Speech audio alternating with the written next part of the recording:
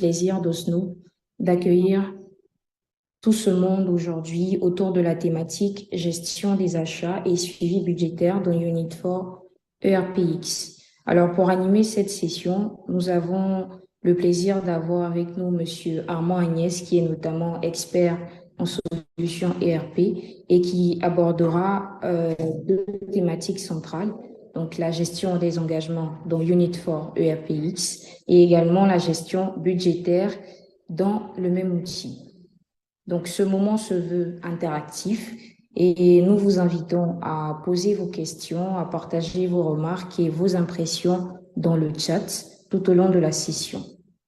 Monsieur Agnès, en temps et en heure voulu, ce fera un plaisir de répondre à vos différentes questions et également d'apporter des résolutions à vos remarques. Sans plus attendre, je vais céder la parole à Monsieur Agnès et je vous souhaite de passer un excellent atelier. Merci encore pour votre présence et votre attention.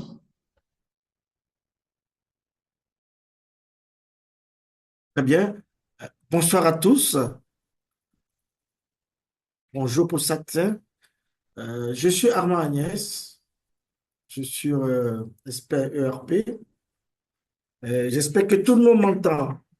Si vous m'entendez, alors vous pouvez écrire dans le chat pour m'assurer que tout le monde reçoit mon message.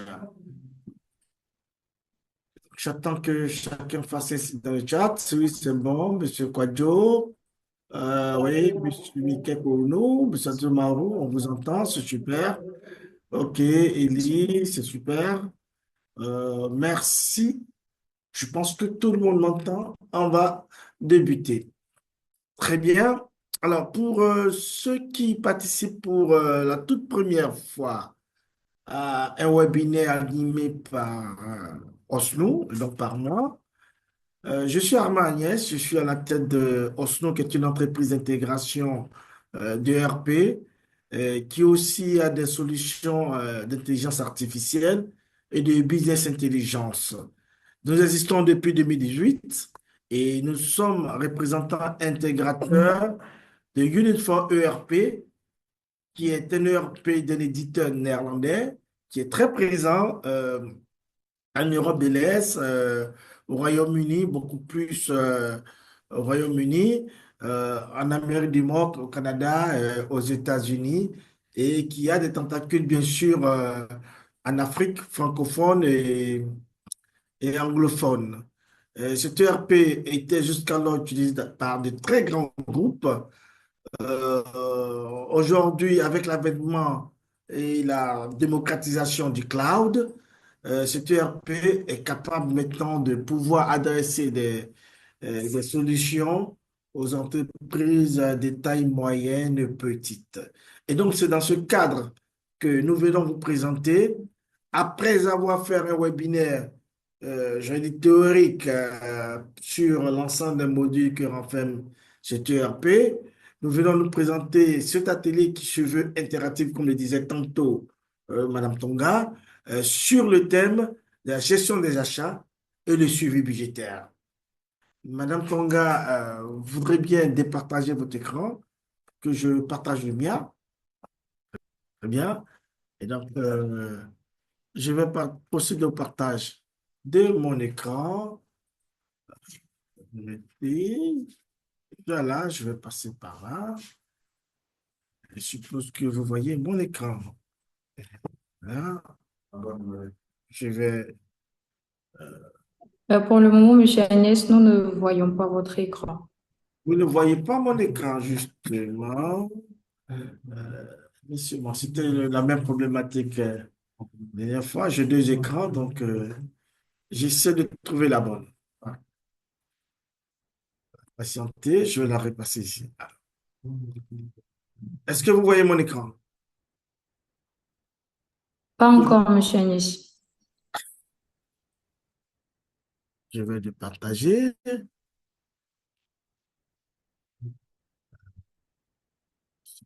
Voilà. Patientez que je trouve la bonne formule.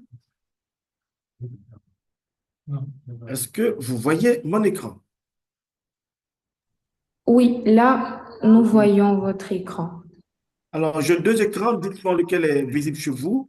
Il y a un écran Excel et celui-là. Très bien. Donc, bonsoir à tous.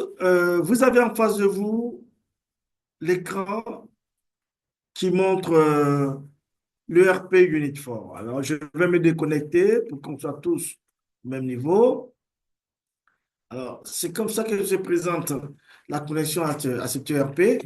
Nous pouvons nous connecter aussi bien par des logins de cet ERP lui-même ou encore en utilisant un dictionnaire que vous avez chez vous comme AD, un dictionnaire de données. Donc, on peut utiliser les AD que vous avez chez vous pour vous authentifier. Ou encore, on peut faire une authentification SSO.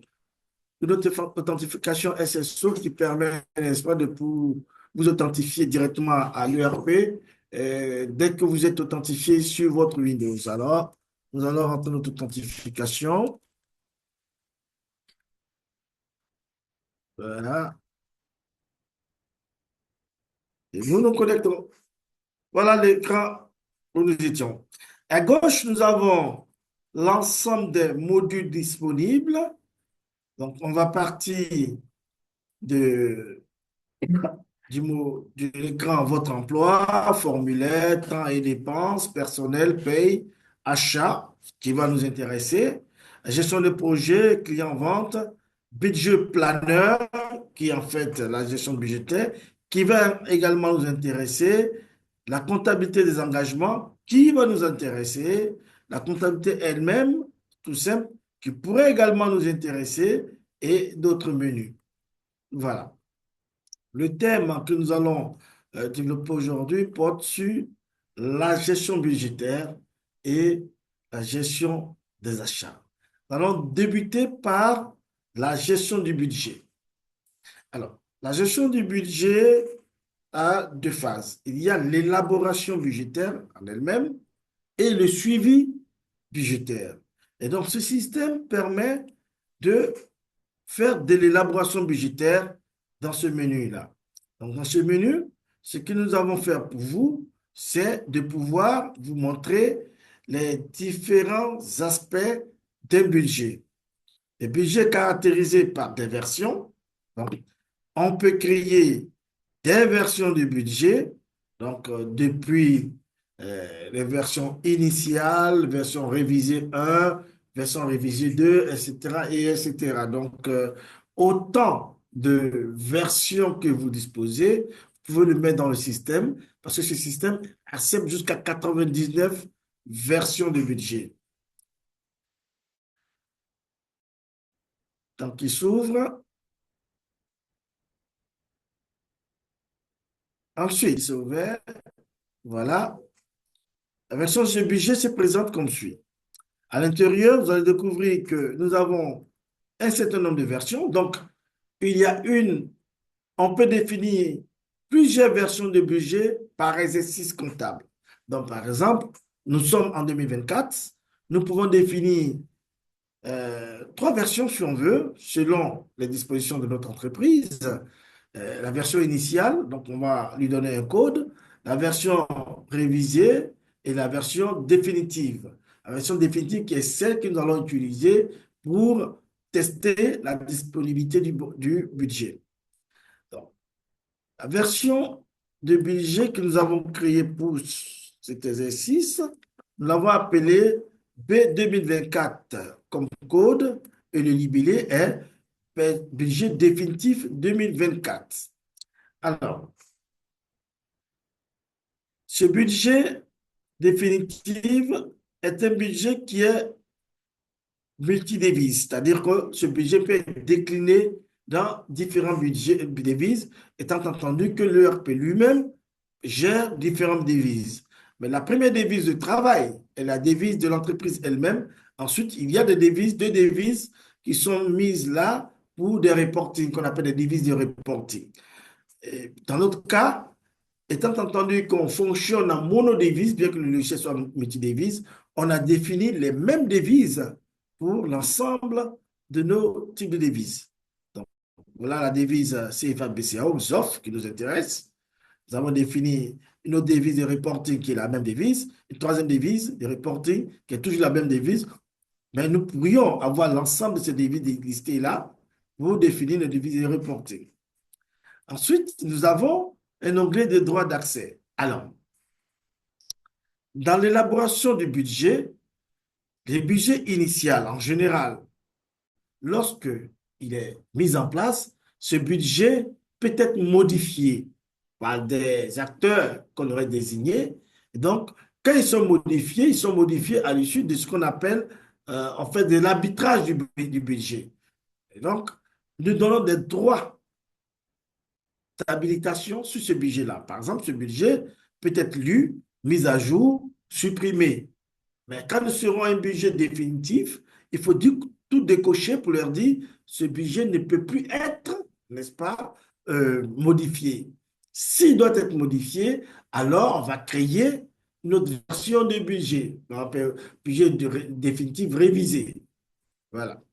Ensuite, nous avons un onglet comparatif qui permettra, n'est-ce pas, de pouvoir dire que notre budget sera comparé à quel autre budget. On peut comparer le budget actuel 2024 au budget précédent 2023, de sorte que lorsqu'on est en train de faire des reporting, on peut se dire, je regarde la consommation de cette année par rapport au budget de cette année, mais également la même période à l'année d'avant, quel était le budget et quelle était la consommation. Le menu suivant, enfin l'onglet suivant, est un onglet de workflow. Alors, est-ce que nous permettons de mettre ce budget dans un processus de validation, dans un processus de workflow, ce qui veut dire que lorsque nous faisons notre élaboration, que nous validons, ou que nous, disons, pouvons faire passer à quelqu'un d'autre, ce budget va suivre un certain cheminement pour être validé. Et on verra par la suite où est-ce qu'on définit des workflows de validation. Donc, j'ai fait mon budget, je dois le transmettre, n'est-ce pas, à mon supérieur.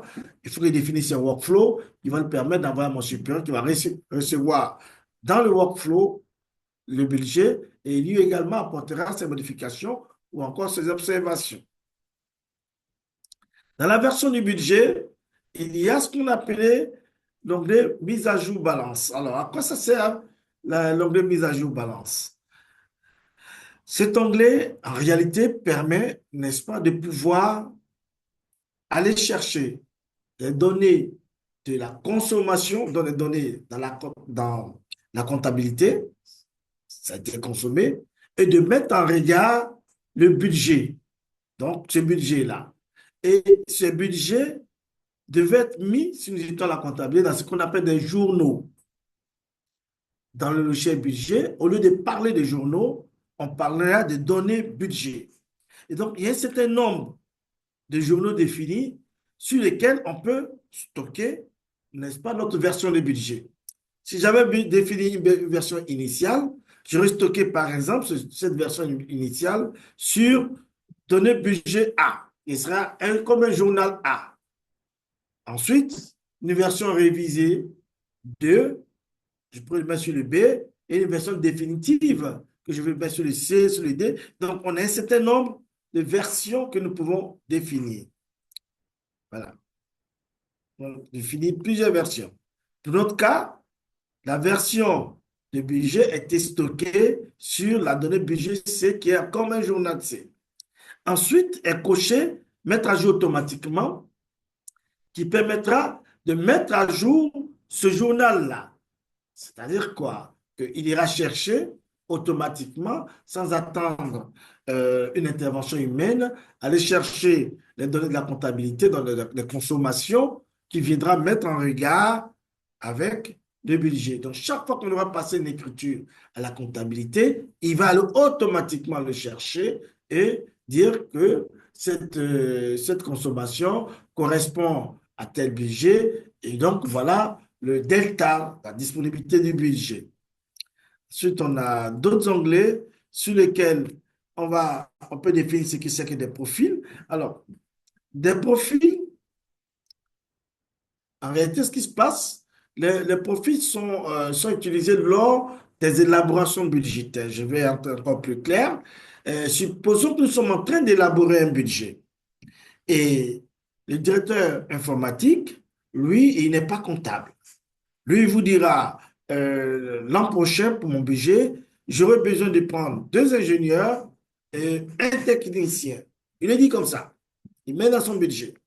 Alors, on aurait paramétré par derrière, déjà, pour dire, lorsqu'il dit il prend un ingénieur, le système va déclencher automatiquement le salaire d'un ingénieur qu'on aurait mis dans le système, déclencher les impôts qui vont avec le salaire de l'ingénieur, déclencher, si cet ingénieur a droit à une voiture, mettre un budget automatique pour l'acquisition d'un véhicule. Si cet ingénieur doit avoir un ordinateur, bien évidemment, on mettra dans le système le coût de l'ordinateur. C'est-à-dire, derrière, une information donnée va déclencher plusieurs autres. C'est ce qui définit ici cet écran-là. Mais pour notre exercice, nous prenons un budget avec une version définitive, c'est-à-dire tout est fini et nous avons mis dedans. Donc, il n'y aura pas de déclencheur qu'on va faire tourner, etc., etc. Vous m'arrêtez automatiquement si vous avez des questions. Très bien. Donc, voilà, parlons des versions de budget. Une fois que la version de budget est créée, il y a la notion de calendrier, le calendrier d'exécution du budget. Donc, le calendrier d'exécution du budget, très souvent, est calé sur l'exercice comptable. Mais il y a des particularités. Dans le calendrier d'exécution du budget, voilà, nous allons dire que le calendrier sera exécuté sur l'année 2024. D'accord? Donc, je définis un calendrier maintenant pour le code 2024, comme ça. Et à l'intérieur, il nous donne les périodes de l'année 2024. Donc, 2024-01, c'est janvier, février, jusqu'à décembre. Mais vous allez voir qu'il y a solde d'ouverture. Alors, le solde d'ouverture est là parce que dans certaines organisations, notamment le no-profit, les organisations qui reçoivent des dons pour fonctionner, pas des donneurs, comme on le dit, ces organisations font du report à nouveau de leur budget disponible.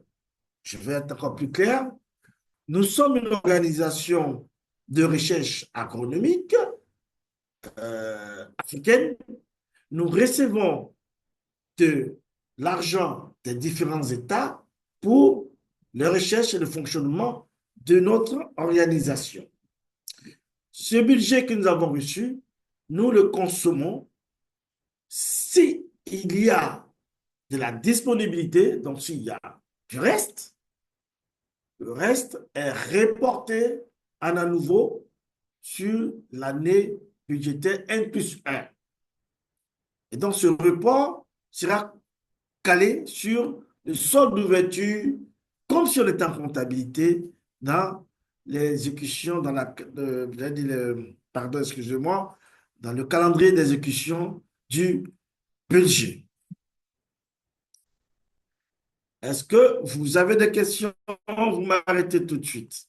Donc, on vient de voir la notion de version budgétaire, version de budget.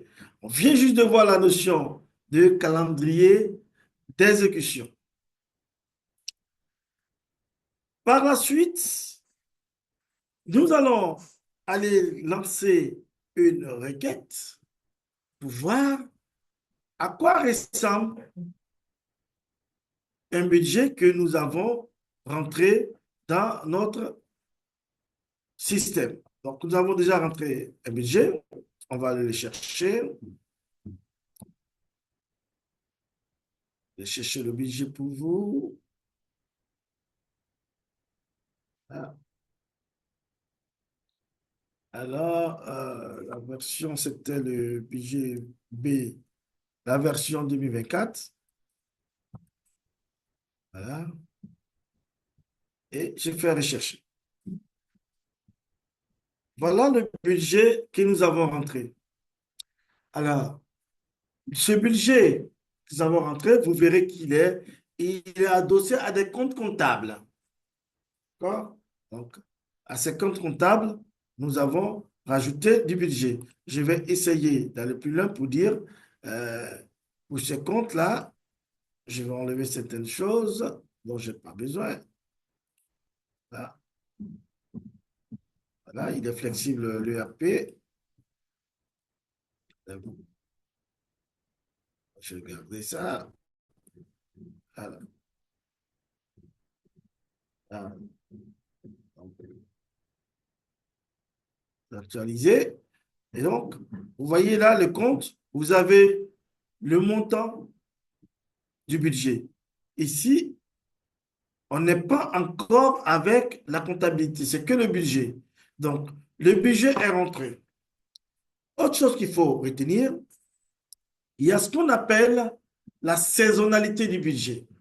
Qu'est-ce que ça veut dire? Le budget que vous rentrez,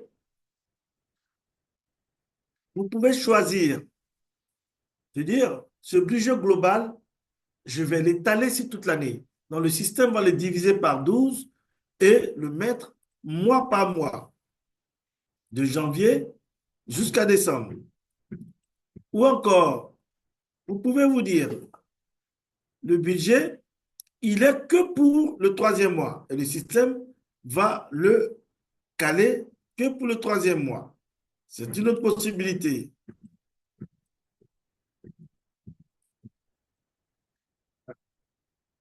Donc, cette saisonnalité va permettre, n'est-ce pas, de pouvoir faire des comparaisons. Une fois que votre budget est rentré et est calé, alors j'allais dire que pour rentrer le budget, nous pouvons le saisir directement, nous pouvons l'envoyer via un fichier Excel ou encore il y a des web services qui permettent d'aller communiquer avec d'autres logiciels de budget pour les intégrer.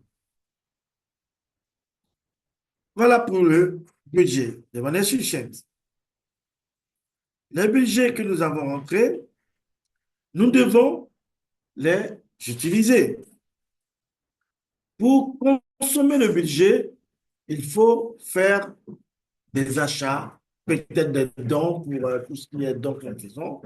Et donc, les achats que nous faisons, nous pourrons constater l'achat dans la comptabilité. Ça, c'est la comptation de l'achat. Nous sommes en train de comptabiliser.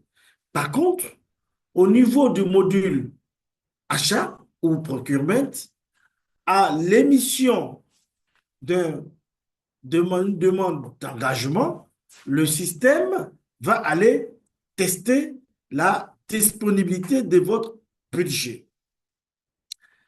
Le test de la disponibilité de votre budget est un mécanisme que nous devons implémenter. Comment il teste la disponibilité? Il faut définir comment nous définissons la disponibilité du budget.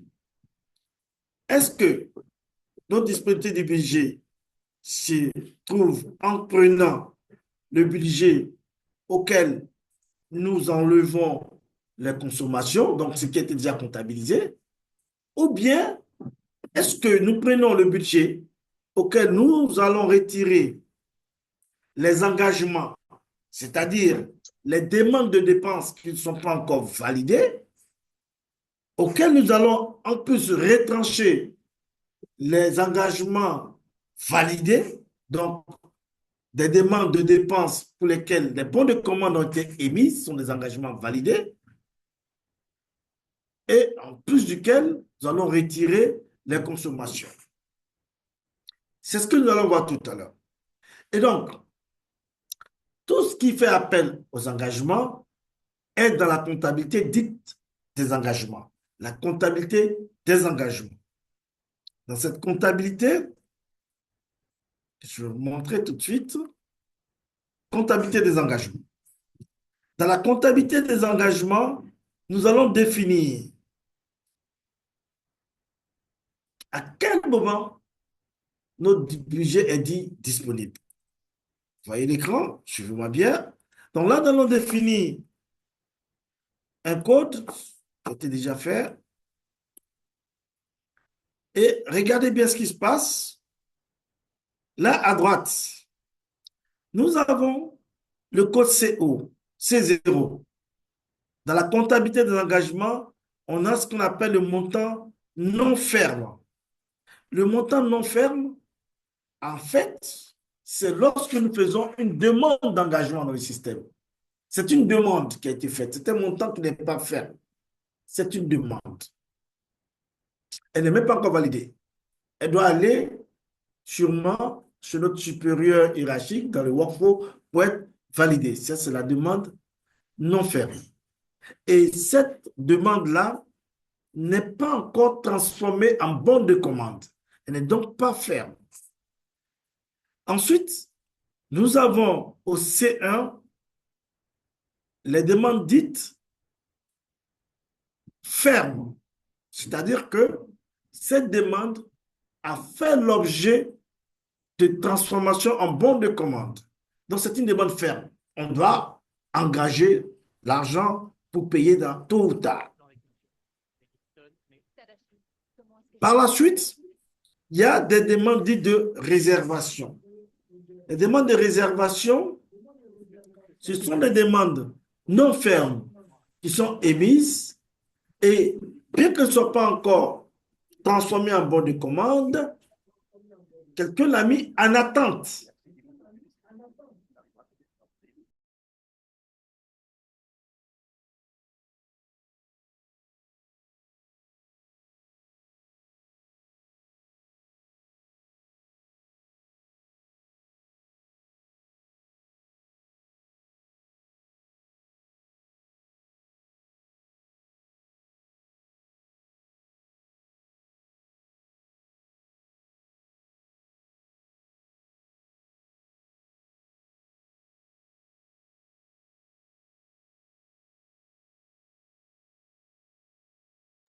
Je pense que moi, vous m'entendez?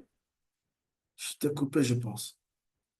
Ah, Monsieur Agnès, on ne vous entendait pas pendant un moment parce que votre micro était coupé. oui, je ne sais pas Mais qu'est-ce que là, j'ai c'est mieux. touché, mais ça, c'est revenir. Donc, je vais remonter pour expliquer à partir de la réservation. Je ne sais pas si j'avais déjà expliqué.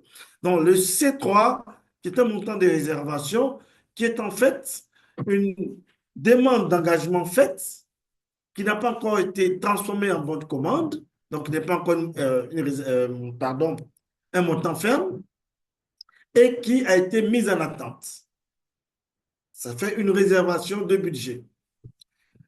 Le C5 est la comptabilité. Donc, c'est une consommation faite et dont les écritures sont déjà la comptabilité. Le C6 et le C7, souvenez-vous, quand je présentais les versions de budget, j'ai parlé des journaux au niveau des budgets qui sont à peu près comme les journaux de la comptabilité. Et donc, on a stocké notre version de budget 2024 sur la donnée budget C. Voyez-vous? Mais ici, on a sorti les deux. Donc, c'est la donnée budget C qui nous intéresse. Maintenant, il faut définir une formule pour dire, là, il nous dit, voilà la formule. Notre budget disponible est calculé comme suit. Le montant DC, donc le montant DC, qui est le montant du budget, moins le montant. Donc, le montant qui est là, moins la consommation à la comptabilité. Donc, quand on prend la disponibilité, on prend le budget, on enlève le montant qui a été déjà consommé et qui est à la comptabilité, auquel on va retrancher les montants non fermes. Donc, les montants non fermes qui sont les demandes d'engagement qui n'ont pas encore été validées. Ensuite, on va retrancher les montants fermes. Pour dire, on a les bons de commande, donc les demandes d'engagement transformées, validées, transformées en bons de commande. Nous les retirons du budget Ensuite, les estournes, donc les annulations, les retours, nous les retirons. Et c'est le reste qui sera le budget disponible. Ces formules, vous pouvez, selon vos besoins, les modifier. Vous pouvez les modifier, vous pouvez dire, dans notre cas, le montant, la disponibilité, le montant disponible au niveau du budget, c'est le montant du budget moins le montant tout court qui est en fait la comptabilité. Et donc voilà, selon la configuration, le fonctionnement de votre entreprise, vous pouvez définir la disponibilité du budget. Très bien. Ayant défini la disponibilité du budget, nous allons passer à la demande d'engagement. La demande d'engagement, c'est au niveau des achats. Avant que nous ayons, n'est-ce pas, un bon de commande, il faut émettre une demande d'engagement. Il faut émettre, n'est-ce pas, une envie, un besoin. Et ce besoin, on le met dans le, le menu demande. Une fois que vous vous connectez, le système vous authentifie tout de suite, il vous retrouve. Il sait qui s'est connecté. Et là, il dit à quel service vous appartenez. Pourquoi? Parce que le budget peut avoir été fait décliner par service ou par direction. Ou encore, il y en a qui font un budget global. Ils ne le déclinent pas par direction. Ce n'est pas grave, ça peut se gérer dans le système. Donc, une fois que vous avez défini votre budget, vous viendrez saisir votre demande. Qu'est-ce que vous demandez? Qu'est-ce que vous voulez acheter? Alors, nous, par exemple, on vient acheter des agrafes. Bon, bon je vais chercher quelque chose d'intéressant. Réception. Voilà, on veut aller faire une réception, une cérémonie. On va manger. Voilà, on veut manger. Donc, là, j'ai pris le code et le libellé ici, je peux le modifier pour dire, voilà, réception pour la Noël. Voilà. Je peux préciser le fournisseur, hein, si dans notre procédure, on nous permet de définir, de choisir le fournisseur, ou encore on nous demande, n'est-ce pas, de joindre trois proformas à notre demande. D'accord? Donc, là, je prendrai qui est le responsable de notre achat et la quantité, le prix unitaire. Je dirais, voilà, on va manger beaucoup. Non, c'est trop. C'est trop. Voilà. Voilà. Voilà ce que nous, on voudrait manger. Ce qu'il faut regarder, remarquer tout de suite, c'est que en dessous, le système de son paramétrage, j'ai agrandi pour qu'on voie, je m'agrandis pour qu'on voie bien. Voilà, je suis à droite. Voilà. Le système de par son paramétrage vous envoie tout de suite pour ce produit le compte comptable associé. On l'aurait paramétré préalablement. Et il vous dit que c'est sur ces services que la charge sera imputée. Donc, le compte et le service. D'accord? Vous pouvez changer le service, si vous voulez, en bas. Si la personne qui est en train de faire la demande n'a pas ce service, vous pouvez changer le service ici. Et aller rajouter les justificatifs, par exemple, si vous avez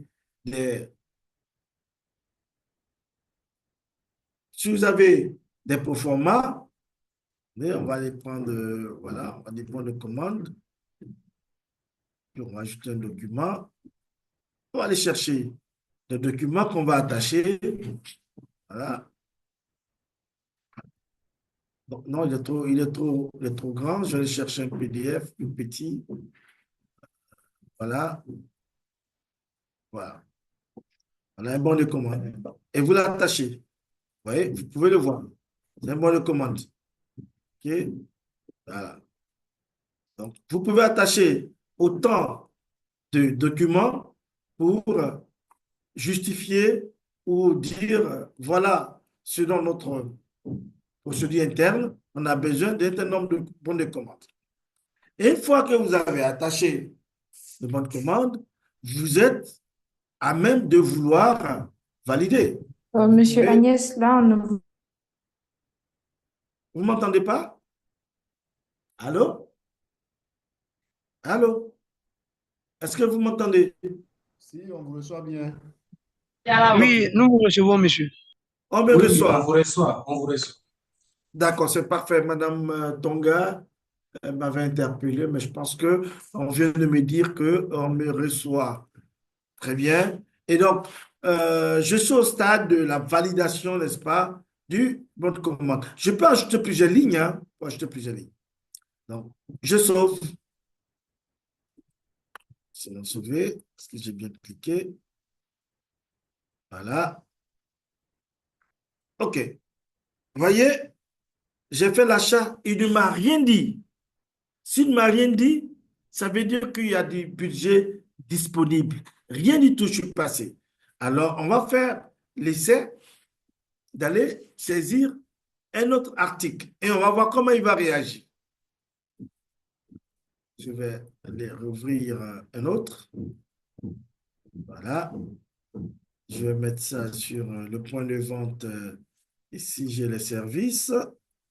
Je vais chercher un service, voilà, du département communication, direction financière. Voilà, la direction financière. Et la direction financière veut acheter un véhicule. J'ai cherché le véhicule. Voilà, je prends le code véhicule et j'ai dit Mercedes-Benz.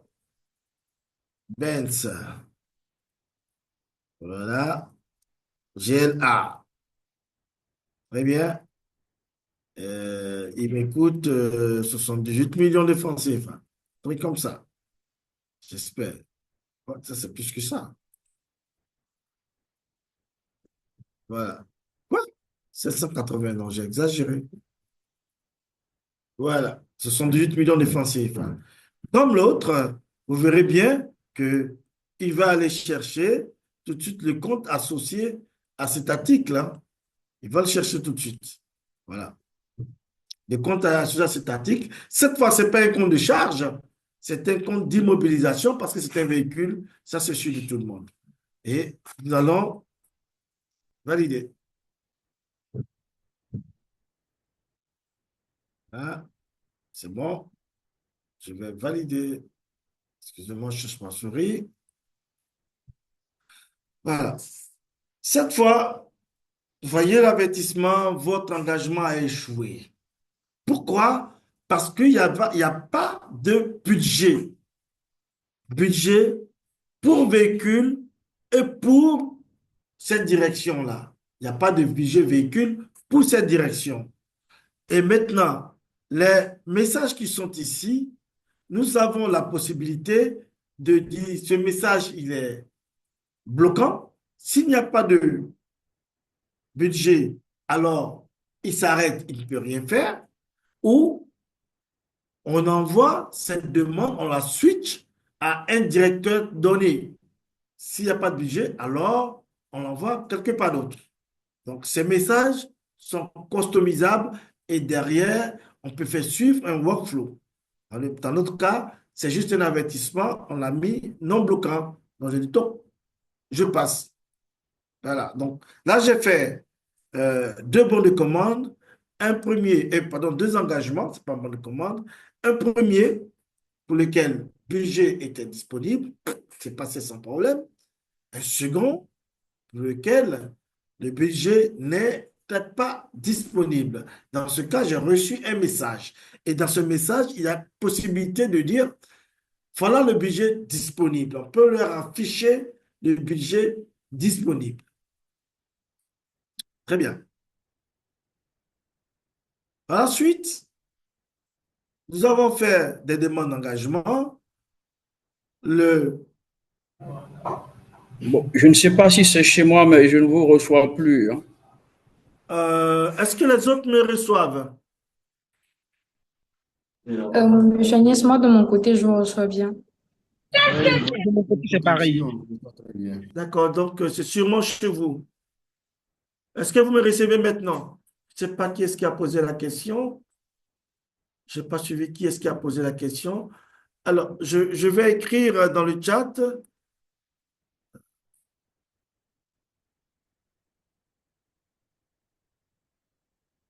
Voilà. Est-ce que vous me recevez?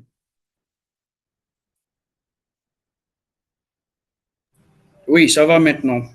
D'accord. Parfait. Alors, je continue. Et donc là, on vient juste d'enregistrer deux demandes d'engagement. Une qui est passée comme une lettre à la poste parce qu'il y avait de la disponibilité. Une autre pour laquelle on a reçu un message d'avertissement qu'on aurait pu customiser, excusez-moi, customiser pour la rendre soit bloquant ou soit afficher le montant du budget disponible. Par la suite, nous allons faire, nous sommes là, je cherche mon écran, excusez-moi, OK. Mes achats. Sur l'écran, mes achats. Sur mon truc, voilà, mes achats. Tous les achats que j'ai pu faire, ils sont là, je les vois. Et je peux avoir leur statut. Celui-là, il est en attente d'approbation parce qu'il rentre dans un workflow. D'accord? Celui qu'on vient de faire, je crois qu'ils sont plus loin ici. Voilà, les 4-12, voilà ce qu'on vient de faire. Ils sont en attente d'approbation. Parce que c'est dans un workflow et tant qu'ils ne sont pas approuvés, ça n'ira pas plus loin que ça. Très bien. Alors, je suis tenté d'aller vous montrer où est-ce que les workflows sont définis. Suivez-moi. Les workflows sont définis dans le menu commun. Et je cherche workflow. Ah, ça fait beaucoup, hein. En ce cas, je vais aller dans la recherche là et chercher workflow. Voilà. Cherche workflow. Encore qu'il faut que je reconnaisse mon menu, ça fait beaucoup également ici. Bon, je vais aller tout doucement, je vais me rappeler et on va voir. Voilà, le workflow est là. Très bien. Et donc, le workflow, je vais définir des processus de workflow, comment ils se présentent. Là, le workflow logistique dans lequel il y a achat. Vous allez voir le workflow qu'on aurait chargé. Voilà le workflow qu'on a chargé. Alors, ce workflow, on peut encore l'améliorer. Il a été conçu pour que quand un utilisateur ou un user fait une demande d'engagement, la demande d'engagement part chez son directeur. Donc, on a créé des rôles directeurs et voyez-vous que lorsque le user se connecte, le système sait identifier, n'est-ce pas, quel est son service. Et derrière, connaissant le service, on connaît la direction rattachée à ces services et puis le directeur de ces services-là. Donc, la demande ira chez ce directeur qui va être notifié par mail ou encore dans le système ici, c'est un système de notification, d'alerte, qui va lui permettre d'appeler, n'est-ce pas, cette demande et de la valider. Dans ce cas, une fois que la demande est validée, la demande va chez l'assistant des maillons généraux qui, lui, s'il rejette, voyez, s'il rejette, cette demande-là revient à l'initiateur, celui qui a fait la demande. S'il la valide, alors elle va à l'arrêt. L'arrêt ici, c'est la fin du processus. Et donc, elle va se positionner pour être transformée en bon de commande. Une fois transformée en bon de commande, cette demande sort de la demande non ferme pour devenir une demande ferme parce qu'elle a été transformée en bon de commande. Très bien. Voilà le workflow. Maintenant, nous sommes à 14 heures. Super, on a encore un peu de temps avant de passer aux questions d'une heure. Maintenant, comment est-ce que nous pouvons faire le suivi? Nous pouvons faire le suivi de la disponibilité du budget, soit en faisant des requêtes dans le système, mais nous avons, nous, pour l'exercice, utilisé l'une des fonctionnalités phares de cet ERP qu'on appelle Accelerator. Accelerator est un outil puissant qui utilise un web service qui permet de faire communiquer le tableur Excel avec la base de données de l'ERP Uniform ERPX en envoyant soit des données d'Excel vers la base de données ou en allant chercher les données dans la base de données de l'ERP et les afficher sur Excel. Nous allons vous présenter tout de suite Accelerator. Est-ce que vous voyez un fichier Excel?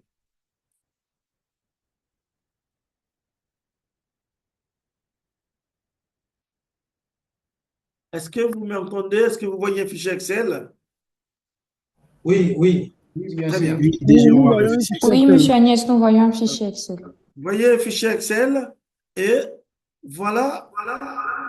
Oh là là, j'ai un retour. Voilà Accelerator. Dans votre fichier Excel, un menu va s'afficher qu'on appelle Accelerator. Et Accelerator ne va pas être utilisé par tout le monde. Pour des questions de sécurité, il faut également se connecter comme si vous étiez connecté à Unit4. Donc, nous allons nous connecter à Unit4. Voilà. Une fois qu'il n'a rien dit, regardez, là, je vais mettre, voilà, si je n'arrive pas, voilà. Si ce n'est pas bon, tu dis login failed. Par contre, si vous êtes clean, nickel, alors, allez, vous dites que vous êtes passé. Et là, c'est un fichier Excel. C'est un fichier Excel. Voyez?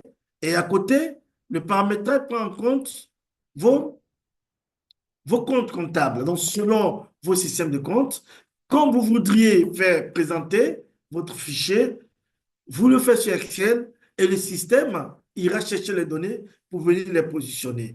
Pour ce cas, nous avons fait un fichier de suivi budgétaire où nous avons mis le budget annuel et le budget. Alors, quelle est la différence? C'est dire que le budget que vous concevez, vous avez la possibilité de décliner ce budget par mois. Donc, le budget annuel prendra le sigma du budget dans l'ensemble du budget en une fois. Par contre, le budget qu'on affiche ici prendra le budget sur la période que nous recherchons. Disons que nous voulons sortir notre tableau de janvier à mars. Le budget ici sera le budget de janvier à mars. Par contre, là, on aura le budget sur les 12 mois. La colonne réelle est la consommation. Donc, les données que nous avons passées à la comptabilité. La colonne réelle N-1, ce sont les mêmes données, mais à la période N-1, c'est-à-dire à la période de l'année dernière. Ensuite, nous avons le solde. Et là, nous avons fait des pourcentages de consommation avec des couleurs. Là, nous avons mis des comptes d'investissement avec un graphique. On va le changer, on verra. Et en bas, nous avons mis des comptes de frais généraux. Bien mieux. À côté, il y a un autre tableau qu'on a conçu, qu'on a caché, qu'on appelait, c'est le même tableau, mais la mensualisation, qui permettra de décliner ce qu'on a fait ici en mois. D'accord? Bien. Nous allons aller chercher les données. Il y a un menu ici qu'on appelle charger, l'accélérateur. Vous faites charger feuille et vous définissez la période sur laquelle vous allez aller chercher les données. Je dis par exemple, je veux sur la période 2023. Je dis 2023, 01 qui veut dire janvier 2023 jusqu'à mars, je vais dire juin 2023. Donc 2023 01 à 2023 06 et je fais OK. Voilà. L'accélérateur va extraire les données dans la base de données de Unifor et viendra l'afficher en tenant compte du tableau que nous avons fait. Vous voyez, 2023-01 à 2023-06. Et ça, c'est le graphique du suivi budgétaire des investissements. Voilà le, le budget sur l'année. Ils ont dû le caler sur l'année. Et voilà le budget sur la période. Voilà la consommation. L'année d'avant, il n'y avait pas de consommation. Voilà le solde dans le budget disponible. Donc, à partir duquel nous avons décliné le pourcentage de consommation du budget. On a défini trois couleurs. Une couleur verte, quand on est en deçà de, je crois, 25%. Une couleur rose, orange, quand on est vers les 80, 70, 80%. Et une couleur rouge, quand on est au-delà de 80%. Bon, je me rappelle plutôt des taux, mais on a défini les couleurs pour les pourcentages. Pour les frais généraux, c'est pareil. On a, par exemple, dans ce cas, le salaire, ça c'est bien vu. Ça, c'est le salaire budgétisé sur toute l'année. Et le budget qui a été décliné de janvier à juin, c'est 492 millions. Et ensuite, on a la consommation de janvier à juin 2023. Et là, c'est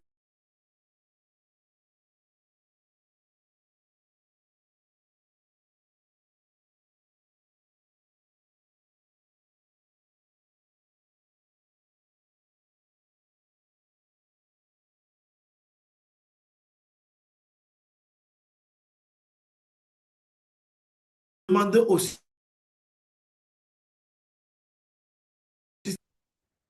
à des jours et à des heures qu'on aurait indiquées et de les envoyer directement dans le mail d'une personne qu'on aurait indiquée. Donc, une fois pour dire, chaque matin à 8 heures, j'exécute cette requête de janvier jusqu'au mois en cours et je dois l'envoyer à telle personne automatiquement. Donc, le directeur général, lui, en prenant son café le matin, il reçoit ses données, il sait, avant même d'aller au bureau, quelle est sa consommation, à quel niveau il est. Nous avons également décliné le tableau, on peut en faire plus, hein, mais cette fois-ci, nous l'avons mensualisé. C'est la même chose, mais mensualisé. Donc, si je charge, vous allez bien voir, de 2000, je prends 2024, pas 2023 parce qu'il y a plus de données là-bas, 01, voilà, à 2024, pardon, 2023, 07, par exemple, c'est juillet. Allez, je charge. Cette fois-ci, je suis allé jusqu'à juillet. Il va me les charger. Il est un peu plus détaillé, donc il va faire beaucoup plus de choses. Voilà. Celui-là,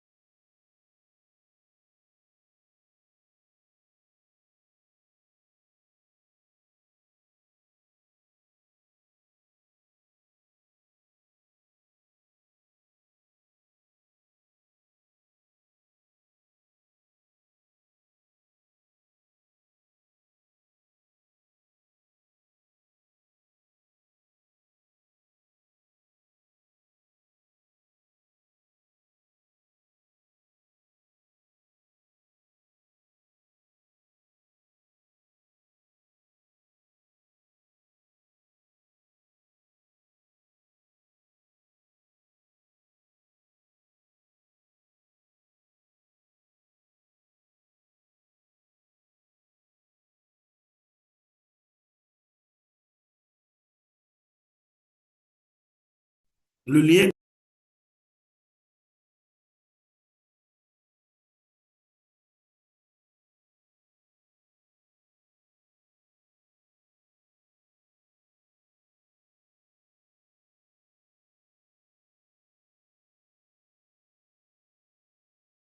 Monsieur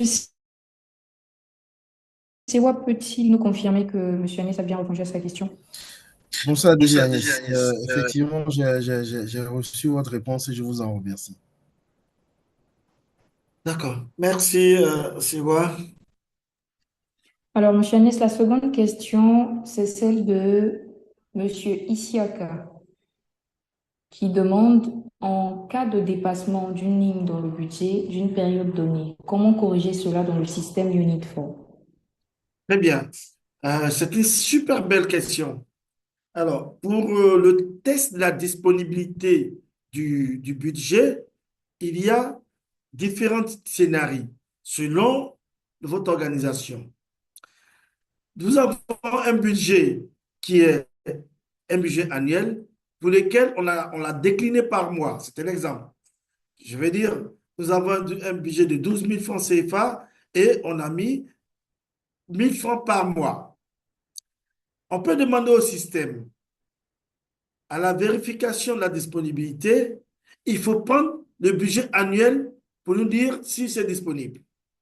Ou encore, dans d'autres cas, ce n'est pas cumulatif, hein, il faut plutôt nous dire, est-ce que le budget cumulé depuis le début de l'année jusqu'à la période où nous faisons, donc par exemple depuis janvier jusqu'à mars, ça fait 3 mois, donc ça fait 3 000, est-ce qu'en le faisant, on a du budget? Ça, c'est autre chose. Et une autre est que, est-ce qu'il faut plutôt tester le budget du mois et dire s'il est disponible?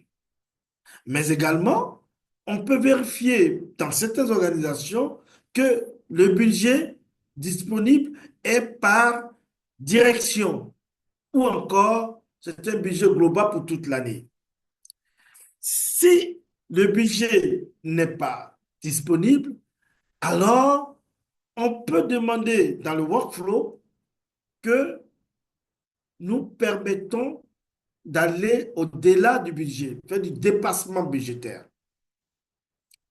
Mais si vous voulez affecter, n'est-ce pas, pour une direction donnée, je prends un exemple, nous avons un budget pour l'achat d'un véhicule.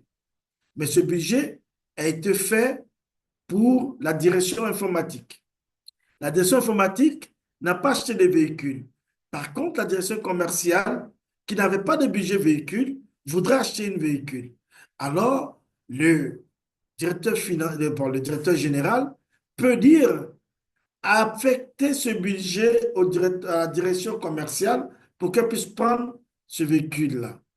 Il faut aller dans la version, non pas dans le budget que vous avez uploadé, faire une version de budget pour laisser l'ancienne version, faire une version de budget pour dire, dans ce nouveau budget, ce montant affecté à cette direction est dorénavant pour cette autre direction, ce qui va nous permettre de faire la demande d'engagement sur cette direction sans toutefois faire de dépassement. Mais également, il y a des raccourcis où les gens ils vont directement dans le budget. Je vous ai dit que quand on fait la version, on peut permettre de modifier à l'intérieur. Donc, ils peuvent aller permettre la modification. Donc, la personne va aller modifier le service pour mettre plutôt un autre service et permettre, n'est-ce pas, que cette demande soit agréée et qu'elle soit validée. Voilà. Est-ce que j'ai répondu à votre préoccupation? Monsieur Isiaka, est-ce que vous pouvez confirmer, s'il vous plaît, que Monsieur Agnès a répondu à votre préoccupation?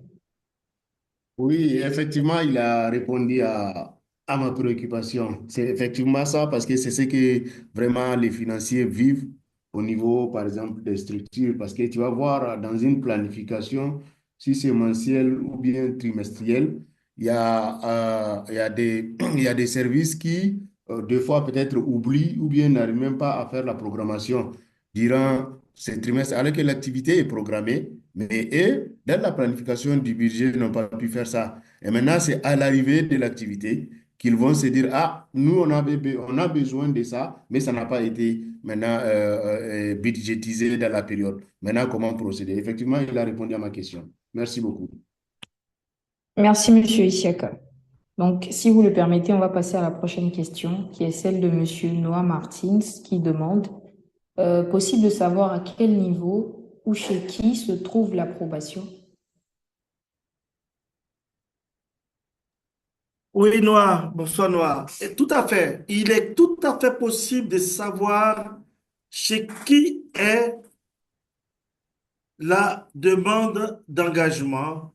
Seulement vous sortir un.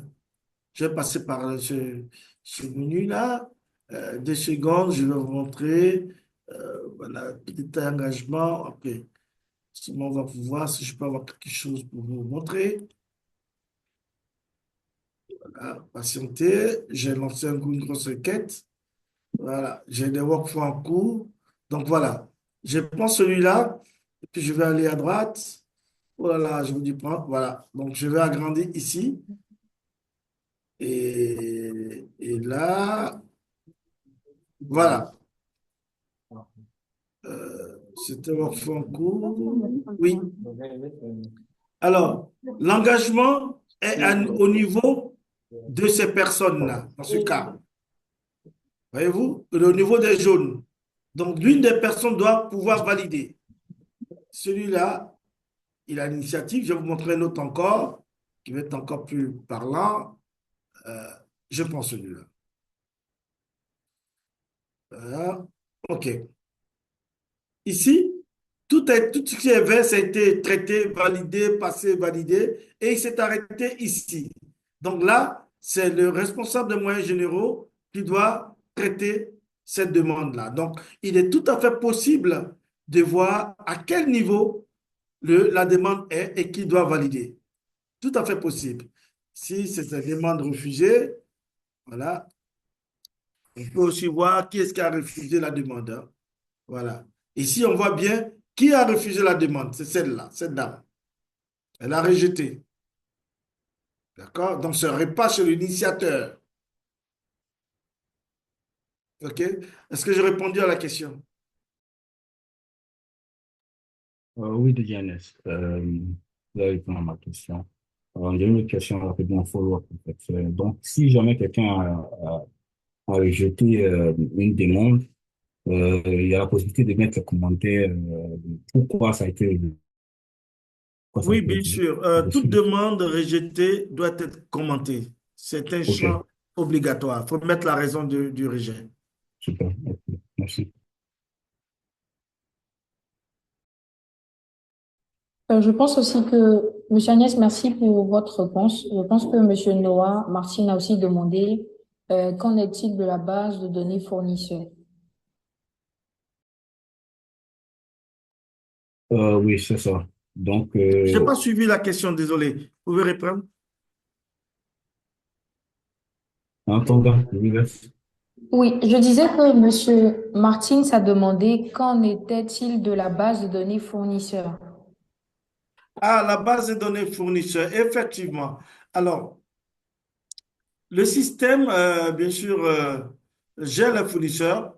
Et donc, on a, laissez-moi vous montrer où est-ce qu'on va retrouver les fournisseurs, partie fournisseurs. Voilà, un groupe de produits. Voilà, là. Voilà, on a les fournisseurs hier. OK. Ici, on a les fournisseurs. Je crois qu'il a, il va me mettre une petite erreur. Voilà, il va me mettre une petite erreur. Je vais vous montrer ça ici, peut-être. Voilà. Voilà. Je vous montre ça là. Voilà. Ici, on a la base de données des fournisseurs. Tous les fournisseurs sont là. Je vais prendre un fournisseur. Voilà. Donc, la base de données des fournisseurs est là. À l'intérieur, on a l'adresse du fournisseur, on a son mot de règlement, on a sa devise, sa langue. Voilà. On a son numéro de chèque, enfin de banque qu'il faut mettre, tout ce qui va avec. Donc, il y a une base de fournisseurs qui existe, qui communique avec la comptabilité fournisseur automatiquement, étant entendu que c'est l'ERP, quand le fournisseur est créé dans la comptabilité fournisseur, vous la voyez à votre niveau. Voilà. Ou parallèlement, pour certaines organisations, ce sont les moyens généraux qui créent les fournisseurs avec un certain nombre de documents qu'ils attendent. Est-ce que j'ai répondu à votre préoccupation? Oui, oui, à un niveau. Mais en fait, j'ai posé cette question parce que au niveau des acquisitions, au niveau des achats, avant d'initier les bons de commande, dans cette structure, quand on fait ce bon de commande, on a la possibilité d'aller choisir le fournisseur pour cette commande-là, en fait. Donc, on va dans une liste de vente, on a le fournisseur qui s'affiche là. Et maintenant, on va renseigner le produit ou le service pour lequel on souhaiterait initier cette commande-là, en fait. Voilà pourquoi je pose cette question.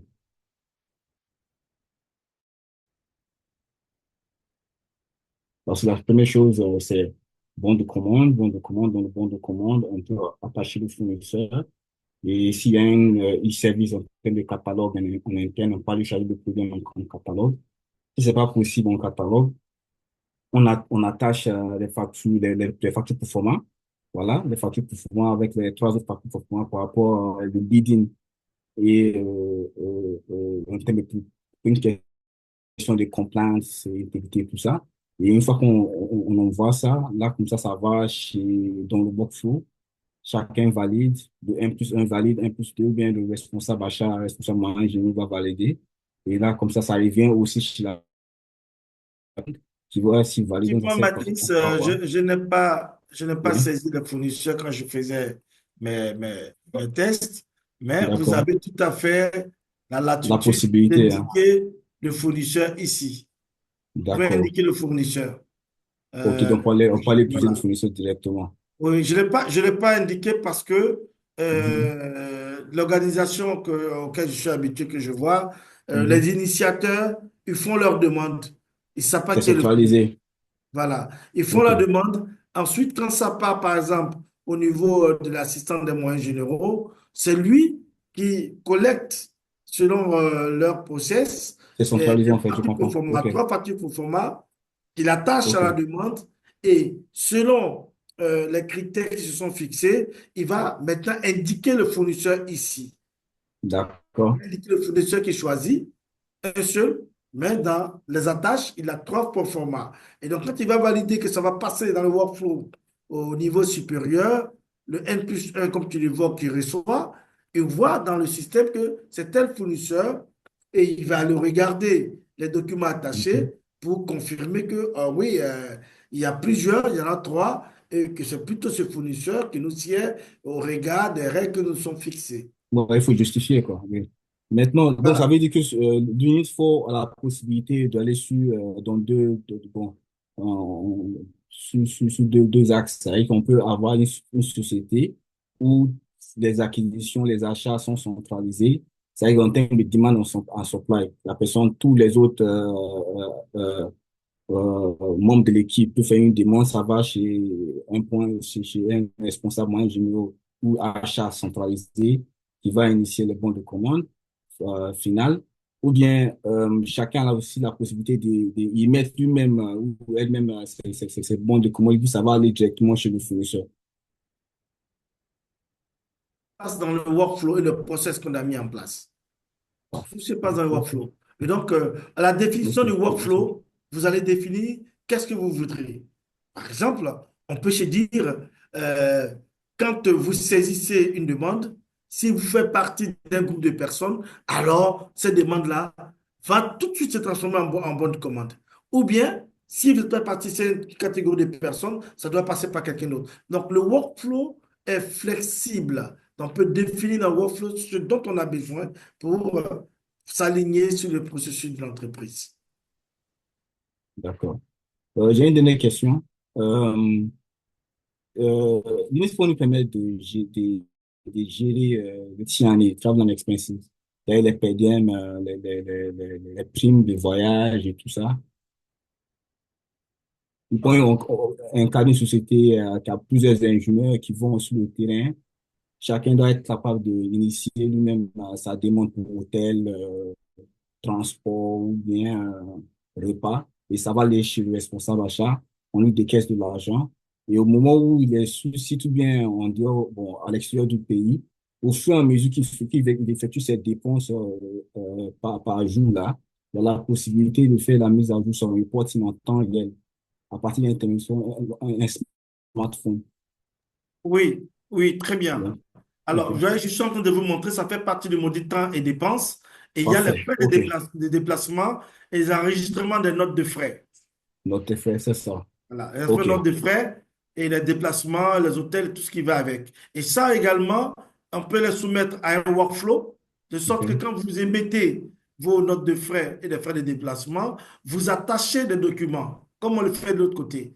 Et ça est soumis Parfait. à des validations.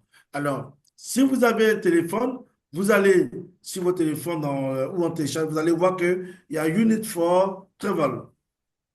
Donc Yeah. ça, OK. dans la Mhm. version mobile, qui vous Mhm. permet aux ingénieurs, aux gens qui sont en voyage, de pouvoir saisir tout de suite les frais de déplacement et les notes de frais. Voilà, mais ça, c'est un autre module. C'est parfait. Merci, monsieur.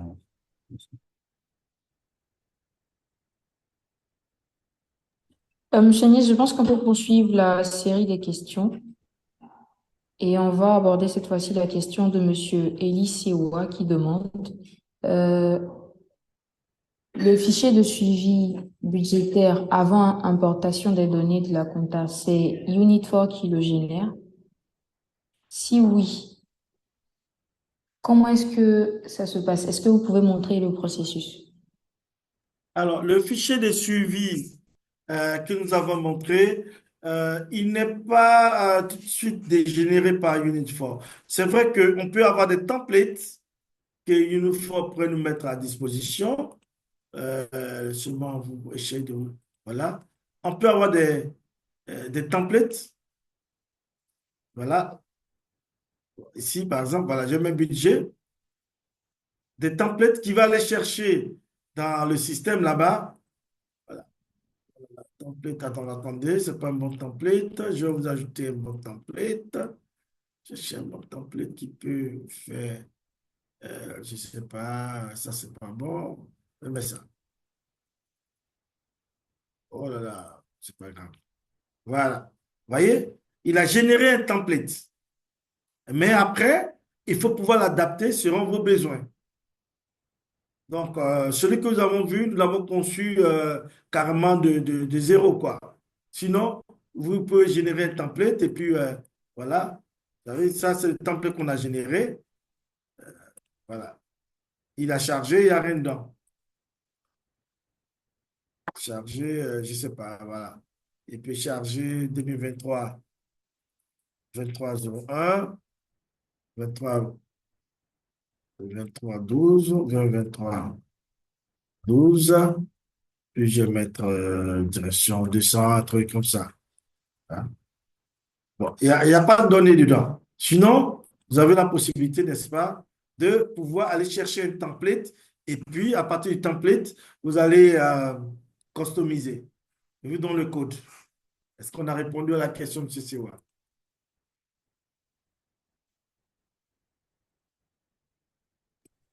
Allô, Monsieur Sewa? Oui, vous avez la parole, Monsieur Sewa. Vous pouvez ouvrir votre micro et parler. Excusez, DG Agnès, merci pour la réponse par rapport au template. Effectivement, j'ai essayé, mais ça n'a rien donné. Bon, si vous permettez, je voudrais revenir sur la question de Monsieur Issaka concernant le dépassement budgétaire. Lors de la création du nouveau budget, je voudrais savoir que devient l'ancien budget que nous avons déjà fait. C'est-à-dire, on a un service qui a un budget d'acquisition de véhicules, mais qui n'a pas utilisé. Mais un autre service a besoin de ce budget-là. Donc là, vous avez pris comme option le fait de refaire un autre budget, qu'advient-il de l'ancien budget? Je voudrais poser cette question-là.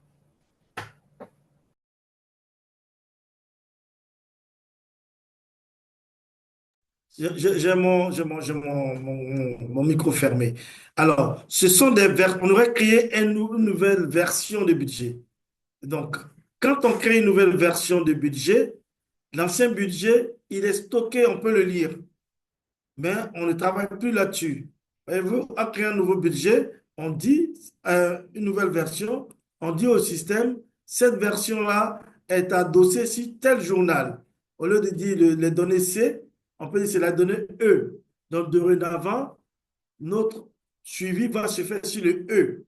Le E étant la nouvelle. L'autre budget, il est là. C'est que des données. En réalité, la disponibilité du budget, c'est des calculs qui sont faits. Le budget ne bouge pas. On prend le budget auquel on soustrait la consommation. Dorénavant, on dira, ce n'est pas ce budget qu'on prend, pas cette version, c'est plutôt cette autre version que nous prenons. C'est à ça que nous allons soustraire, n'est-ce pas, la consommation. Donc, le delta, ce n'est pas une valeur stockée. Le delta dans la disponibilité du budget, ce n'est pas stocké. Non, ce n'est pas stocké. C'est un calcul. Donc, il suffit de dire au système, je n'utilise plus ce budget, c'est un budget, alors ça marche. C'est dans le même cas où on a des versions de budget. On a la version 1, sur ça, on oriente pour voir la disponibilité. Après, on dit non, version révisée. Il est là comme information. Mais on est passé de un autre budget sur lequel on va maintenant chercher les données pour avoir le delta. Est-ce que j'ai répondu à la question de Siwa? Oui, DGNS, vous avez répondu à ma question. Merci beaucoup. Donc, Monsieur Agnès, on continue avec cette fois-ci la question de Monsieur Noah Martins encore. Je te demande si il y a un module de gestion des immobilisations.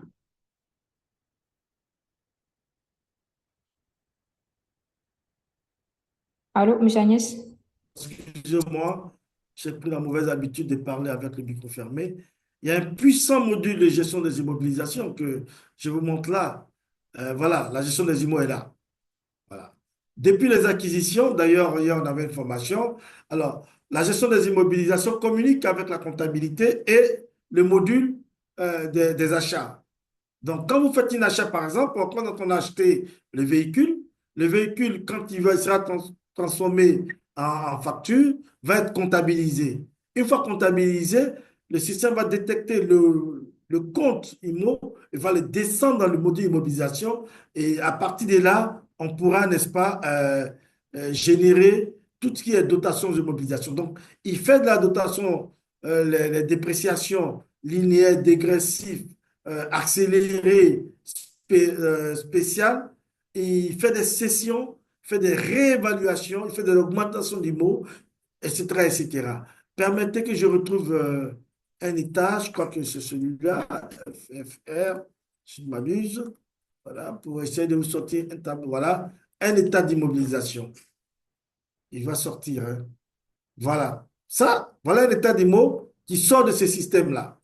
Vous voyez, l'identification, la description, le groupe d'IMO, les valeurs comptables à une date, les augmentations, vous avez les amortissements cumulés à une date, etc., etc. Et ce tableau, il est complet. Quand le CAC le prend, il n'y a rien à ajouter. Si vous voulez avoir le détail des IMO, vous cliquez là, vous avez tous les IMO de votre entreprise qui est là. Donc, il sert faire les dépréciations et envoyer les amortissements automatiquement au niveau de la comptabilité. Sinon, est-ce que j'ai répondu à votre question? Déjà, Agnès, merci beaucoup. Une partie, juste pour approfondir, est-ce que c'est possible d'avoir le statut du bien, d'emplacement et le site, ou le numéro de Oui, série ou d'achat, date d'achat, tout ça? Ouais. oui, bien sûr, bien sûr. Dans la signalétique immobilisation, vous avez toutes ces informations. Vous avez toutes les informations sur la valeur d'acquisition, la date d'acquisition, le groupe d'IMO, OK. voilà, la date d'acquisition, vous avez le groupe d'IMO ici. c'est ici. Voilà. Ok, le Vous avez statut, ok, voilà, actif. Oui, comment? mais allez-y, Vous je vous suis, avez oui. les imputations analytiques. D'accord. Voilà, un certain nombre d'informations et vous avez des informations sur l'état des immeubles. Mais bien sûr que dans d'autres cas, les Oui, champs qui sont ici sont des champs qu'on sont peut modifiables. rajouter, voilà, de Ok, manière flexible, un onglet. Dans d'autres cas, on a ajouté un onglet et on a mis de Google Maps pour aller localiser pour ceux qui ont des immeubles éparpillés sur un tout territoire à donné. fait. Multi-site, oui, Voilà. On a mis multi-emplacement, Google oui. Maps pour aller dire que cet immeuble est localisé dans telle ville, dans telle, etc., etc. Mais de manière D'accord. analytique, quand c'est dans une même société, on Oui. peut toujours faire ça ici. Donc, donc, donc, donc, pour finir, on a la possibilité d'ajouter un code barre, un QR code, l'emplacement, le statut Mhm. du bien, et puis une photo bien, géolocalisation, c'est possible, Oui, hein. oui, oui, bien sûr. Ok, Avec parfait. les champs flexibles, on peut Les champs ajouter toutes flexibles, les comme manuel informations. d'utilisation, tout ça, ouais. Oui, de manière d'utilisation, on peut D'accord. même le mettre ici. Vous voyez, ici, on peut joindre les documents parce qu'on n'a pas paramétré pour ça. Sinon, on peut joindre les documents parce que la GED ici, joindre les documents pour mettre le manuel d'utilisation dedans. Et on peut encore plus loin pour certaines immeubles qui sont comme les ordinateurs, les voitures. On peut dire qui est-ce qui utilise cette immobilisation-là. Oui, qui Tant est-ce qui entendu utilise, qu'on a c'est le ça, oui. nom voilà, des utilisateurs et des paramètres. On peut tous lier toutes ces informations-là. Tout à fait. Ok, merci, monsieur Anas. Merci. Merci, Monsieur Agnès, pour vos réponses. Donc, dans la suite des questions, il y a Monsieur Maharou qui demande comment se fait l'acquisition de l'ERP par abonnement sur le cloud ou bien par une installation locale. Très bien. Je voudrais le remercier pour cette question parce qu'il y a toujours la problématique qui se pose chez nous en Afrique, là, la souveraineté des données. On veut avoir les données sur le territoire national. Par contre, on n'a pas encore développé d'ERP en Afrique. C'est vraiment regrettable. L'ERP, la plupart et la quasi-totalité des grands éditeurs d'ERP sont orientés cloud, SaaS actuellement. SaaS. Et donc, jusqu'en fin d'année 2023, on pouvait encore faire une acquisition des licences pour le déployer en premise, mais toutes les nouvelles acquisitions sont désormais en cloud où il faut payer des loyers. Malheureusement, on ne peut plus faire d'acquisition des licences perpétuelles pour le mettre en premise, malheureusement. Et donc, les données sont localisées, sont stockées, localisées dans un cloud souverain en Europe. Ça, ils veulent mettre l'accent dessus parce que les clouds aux États-Unis, le gouvernement américain, par ses lois, a le droit d'aller regarder les données quand il veut, ce qui est différent au niveau de l'Europe. Il faut vraiment une décision d'un juge pour aller fouiller les données d'une entreprise.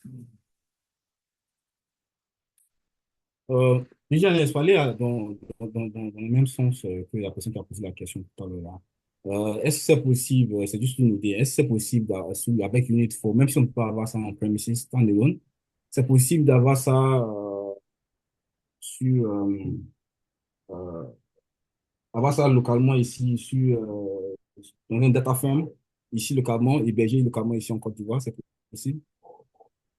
On n'a pas encore eu l'autorisation. On se bat pour cela. La chose, Ah, c'est que d'accord, ok. moi, je vais être transparent, hein. C'est que le chiffre d'affaires que génère l'URP sur le continent africain est négligeable, au point que l'éditeur n'a pas encore trouvé nécessaire de trouver un data center sur le territoire africain pour le déployer. Mais ce sont des combats, on continue espérant que ça va se faire un jour. D'accord. Merci.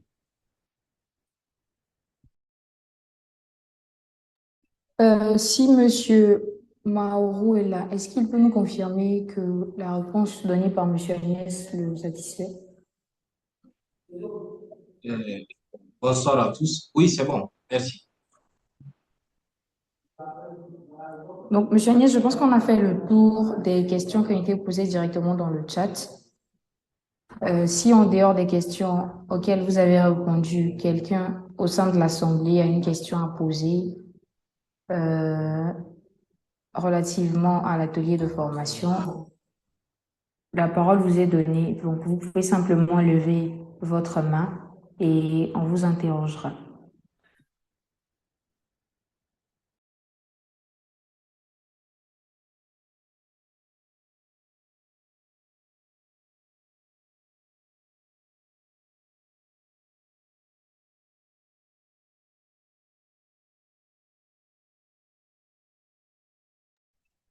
Donc, Monsieur Agnès, il me semble qu'il n'y a plus de questions.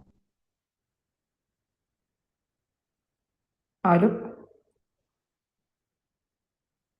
Je vous attends, je cherchais mon micro. Très bien. Oui, Euh, je disais qu'il me semble qu'il n'y a plus de questions de l'Assemblée, ou tout du moins, je n'ai pas vu de main levée. Donc, je suppose qu'il n'y a plus de questions.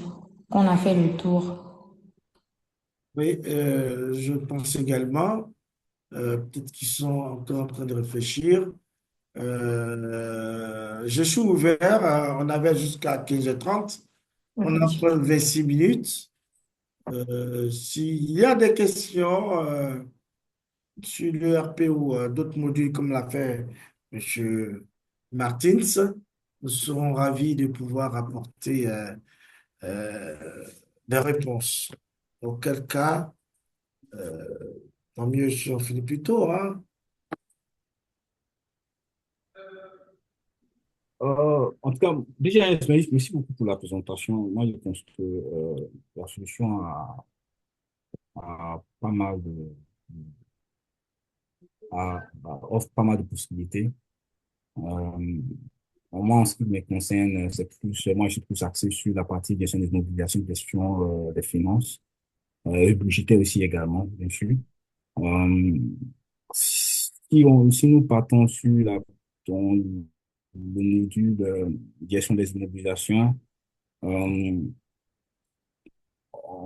ce qui m'intéresse, c'est d'être capable d'attribuer un code, une codification faite en interne, qui est une étiquette code barre ou bien QR code à un bien, et puis rattacher ça à un bien donné, pour que la comptabilité aussi puisse aussi suivre ce bien à partir dès son acquisition, le déploiement, et jusqu'à jusqu'à la fin de cycle de vie, en fait, du bien.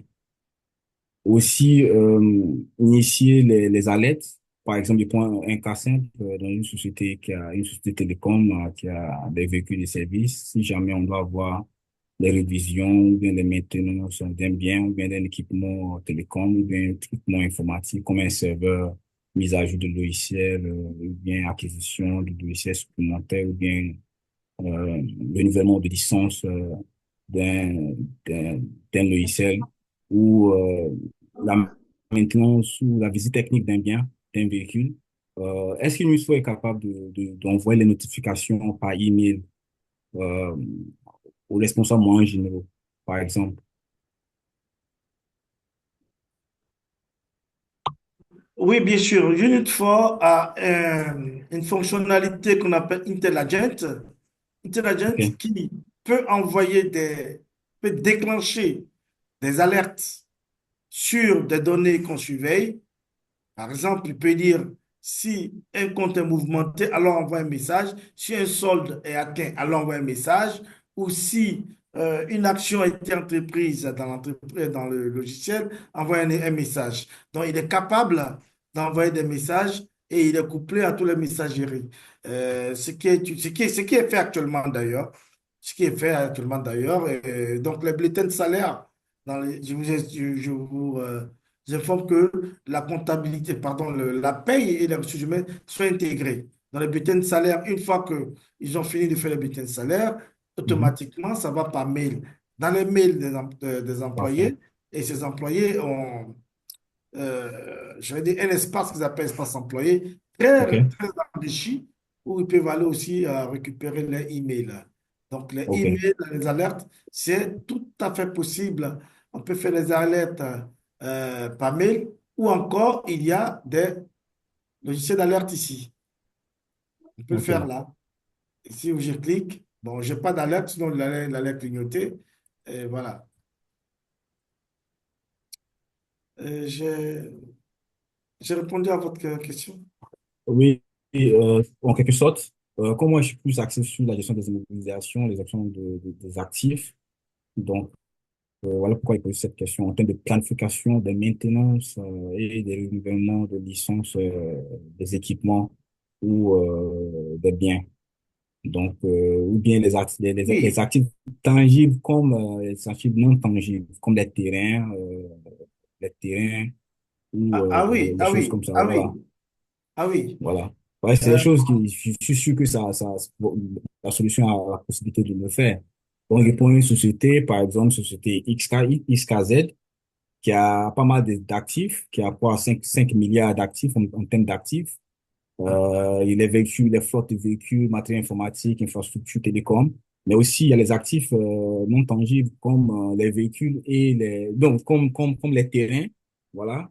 Les assets, les actifs comme les terrains, les biens comme les terrains et aussi les logiciels qui les appartiennent comme information, les droits, voilà, également, qu'il faut prendre en compte parce qu'il y a un coût. Il faut être capable de le suivre. Maintenant, en parlant de ça, je viens de me rappeler de quelque chose. Est-ce que vous avez la possibilité, est-ce qu'il faut la possibilité de gérer les stocks? ok. Alors, parlons Oui, d'actifs. Alors, oui, Unit4 actuellement, à la Poste de Côte d'Ivoire, gère des actifs de plus de 14 milliards de francs CFA répartis dans toute la Côte d'Ivoire. Ensuite, vous avez parlé d'alerte. Il y a un mhm, autre module qu'on appelle la gestion des contrats. Ce module qui est dans la comptabilité, dans le module finance, gestion OK. des contrats, permet de gérer les contrats que nous avons, donc donner une alerte sur Ça, c'est la fin intéressant, des ouais. contrats, le renouvellement des contrats, etc., etc. Donc, il y a la Mhm. gestion des contrats également. Donc, voilà. Et vous avez parlé de la dernière question, c'était quoi? Les stocks, la gestion des stocks. Bien sûr, bien sûr. Dans les Ah, achats, il y ouais. a la gestion des stocks dans les achats. Donc, on peut enclencher le stock. Comment vous cherchez Donc, il ça? y a un module stock à part. Oui, il y a un module stock qui est dans un module stock. On n'a pas le. Attends. Il y a un module stock qui permet de gérer les stocks. Je crois qu'on n'a pas le module ici. Il y a OK. un module de gestion des stocks. OK. Gestion des stocks. Peut-être que je vais le regarder ici. Donc, on a un module de gestion des stocks, quand même, on a un module de gestion du budgétaire, Il est là. module de Là-bas, je ne l'ai pas fait gestion apparaître. des notes de frais, d'accord? Oui. Qui peuvent être digitalisés et puis automatisés pour qu'on puisse avoir un système, un système d'information Voilà. puis uniformisé puis digitalisé, quoi. Voilà. Voilà le module de gestion des stocks qui est là. Ah ouais, je vois, code barre, ouais, ok, ok. Ah, c'est parfait, c'est bon. Allô? Allô, monsieur Agnès? Oui. Je pense que en plus de la question, avant d'en arriver, pardon, à la question de monsieur Eli Sewa, il y a Kwaku Daniel qui a demandé dans le chat comment acquérir Unit 4. Alors, Unit4, nous sommes le représentant intégrateur de Oxford Entreprise, Unit4 pour l'Afrique centrale et l'Afrique de l'Ouest francophone. Et donc, vous vous adressez à nous, on va qualifier vos besoins pour proposer les modules qui peuvent aller avec vous pour l'acquisition. Je vois une seconde question sous mes yeux également de Madame Daniel Kwaku. Ce logiciel est-il adapté pour l'utilisation d'un chef de projet ou d'un chef comptable? Bien sûr, bien sûr, bien sûr. Pour un chef de projet déjà, si c'est pour gérer les projets, il y a le module gestion de projet. Attendez, est-ce que je l'ai ici? Je l'ai pas. Oui, si, il est là. Vous avez un module gestion de projet ici qui vous permet de gérer un projet de bout en bout en y associant les ressources, les dépenses, les ordres de travail, tout ce qui fait, tout ce qui va avec, et même facturé. Il est très adapté pour la gestion de projet, les chefs de projet, mais également pour les chefs comptables. Les chefs comptables, c'est la partie finance. Il va leur permettre d'être autonomes. Et même pour la comptabilisation des écritures de masse, M. Sewa utilise ça très souvent. Et Accelerator, je vous ai montré comment on fait des tableaux avec, mais également, l'outil Accelerator vous permet de faire de la comptabilisation en un clic des écritures de masse. Donc, vous avez 2000, 4000 lignes. En une clic, vous les avez comptabilisées dans les différents jours, sur différentes périodes. Ah oui, mais je n'ai pas fini, elle a déjà dit merci. Bon, OK. Oui, Monsieur Agnès, je pense qu'elle disait merci pour la première question à laquelle vous avez répondu.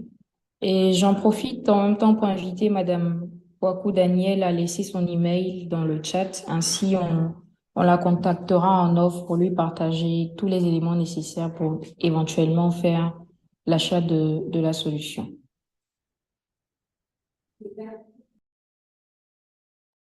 Bien.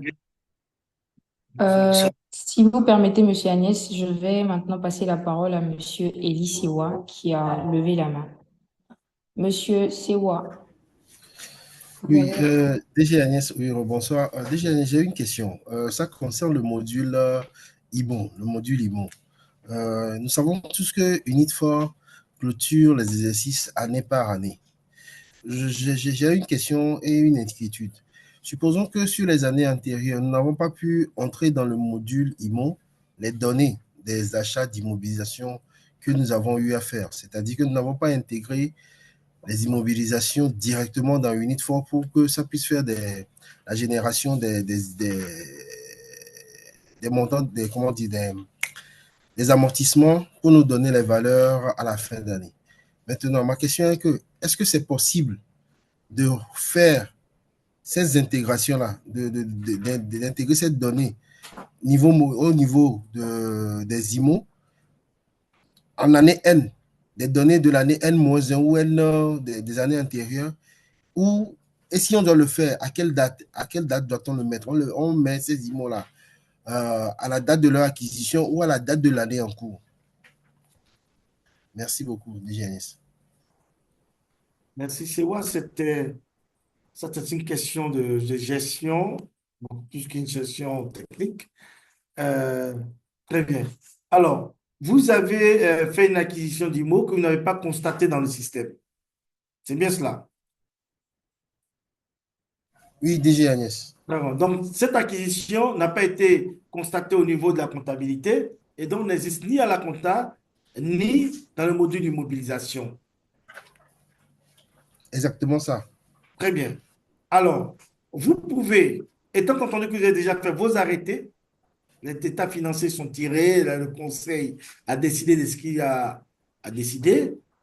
L'année en cours, vous décidez de capitaliser cette immobilisation-là. Vous allez dire, par exemple, j'ai saisi cette immobilisation au 1er juin avec une date d'acquisition de 2023, mais un début d'amortissement au 1er juin 2023. Donc, il y a la date d'acquisition et la date de début d'amortissement. Comprenez? Et donc, il va commencer à l'amortir à partir de 2023, de juin, comme si c'était une nouvelle mobilisation. Mais pour garder l'historique, vous mettrez que c'était acquis l'année dernière, mais bon, on a omis de le mettre en service ou de commencer la dépréciation, mais on commence la dépréciation maintenant, étant entendu que c'est déjà passé, hein, les années antérieures. Voilà. Donc, déjà, si je comprends bien, le premier calcul d'amortissement ne prendra pas en compte la durée entre la date d'acquisition et la date d'insertion dans le système. Elle va juste prendre l'amortissement sur les 12 mois, Oui, morceler l'amortissement mensuel des 12 mois. Oui, parce qu'en fait, si on dit qu'on prend en compte le début de la dépréciation et le début de l'acquisition, donc l'année d'avant, la dépréciation va générer des dotations qui vont impacter le résultat, alors que le résultat est déjà arrêté. Donc, on ne peut pas envoyer cette dépréciation à l'année N-1. Donc, avec des commentaires qu'on va expliquer même au CAP, pour dire on est acquis, on n'a même pas. D'ailleurs, même, hein, comme vous ne l'avez pas enregistré dans la comptabilité, et puis, je veux dire, on a fait des arrêtés, on peut considérer même que c'était acquis au moment où vous la saisissez. Parce qu'il n'y a aucune trace de la compta, les comptes ont été certifiés, on ne vous a pas dit que vous avez pris une immo que vous n'avez pas. Non, non, non, c'est fini. Donc, vous pouvez dire, on l'a acquis cette année, et puis on continue. D'accord? Ok, c'est noté DG.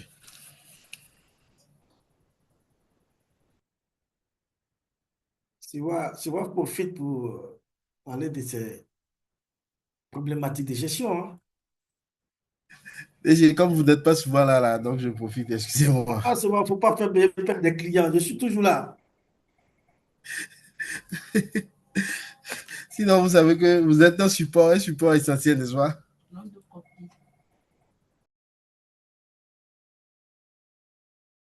D'accord, madame, madame, Monsieur Agnès, je pense qu'il y a Monsieur Chérifi qui a laissé son adresse email et également son numéro de téléphone dans le chat et qui demande une cotation.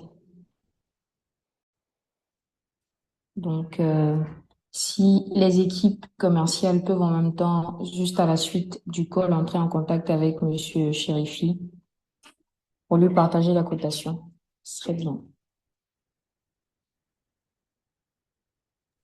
il vous l'a laissé? Oui, il a laissé dans le chat général. Il a laissé Ok. pardon, et son adresse email et Je ne son, me trouve pas. en Ah, plus de, je vois le mail. Abdel Malek Chérifi, c'est ça. Hein? c'est ça exactement. D'accord. Par contre, je ne vois pas je vois pas son numéro. Ah, je peux vous le partager juste tout à l'heure par WhatsApp, s'il vous plaît. Je vous le Non. partage tout à l'heure, Monsieur Ah, Agnès. ok, d'accord, ça marche. D'accord. Est-ce que vous avez d'autres questions?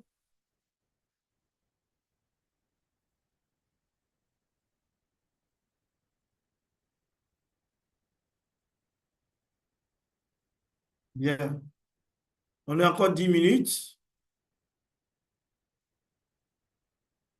C'est vrai, tu peux t'enjailler. Hein? Hein? On a répondu à ça. Hein? On a répondu. Oui, on a répondu.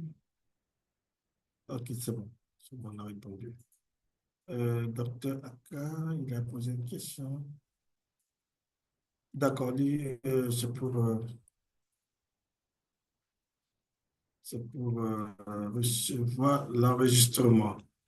D'accord, très bien. Bien, Madame Tonga, Oui, Monsieur Agnès.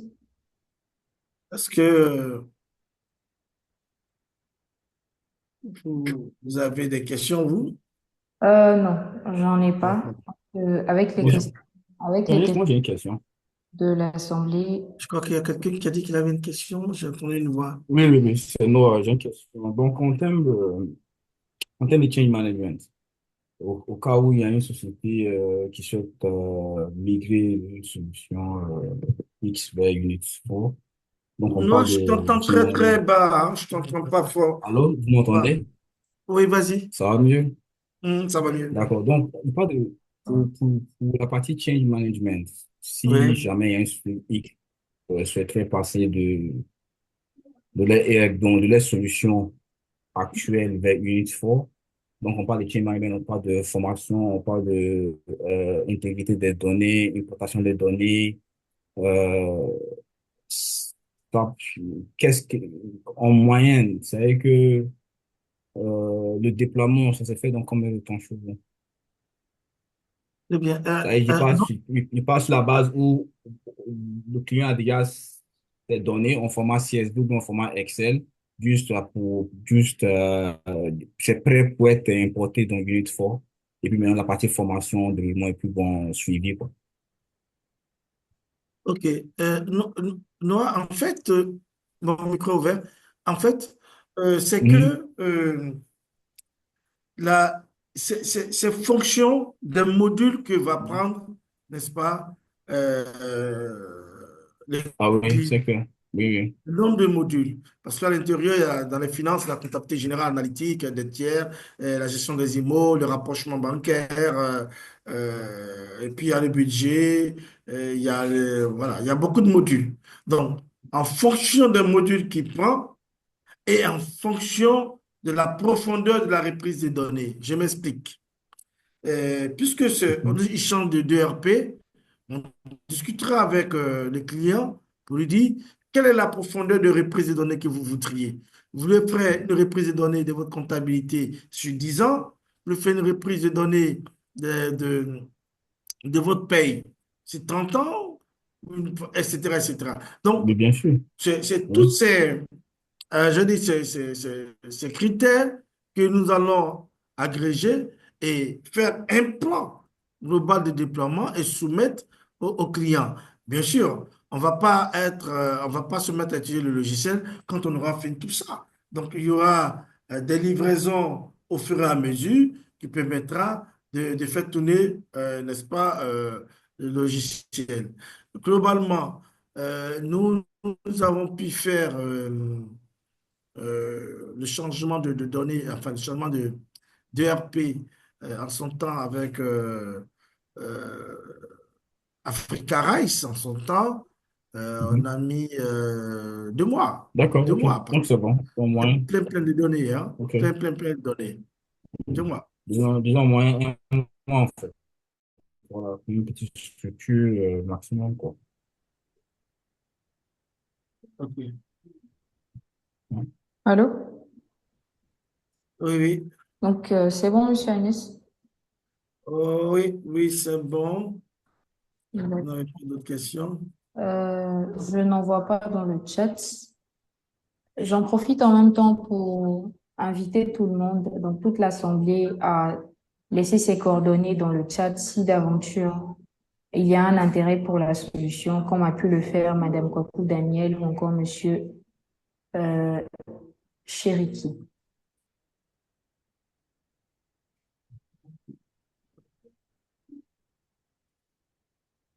Donc, on a encore 5 minutes avant d'arriver à la toute fin de Non. notre atelier. Je pense qu'il y a Monsieur Noah Martins qui a également laissé ses coordonnées. Martine, tu veux la solution? Pas moi directement, mais je peux conseiller ça à pas mal de clients parce que je vois que pour un début, ceux qui n'ont pas l'argent, qui n'ont pas assez de ressources pour SAP, CGX3 ou bien Oracle, ils peuvent démarrer avec une fois. Pourquoi pas? Voilà.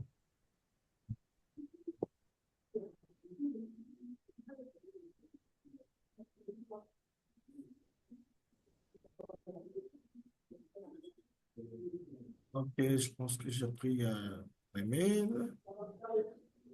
Bien.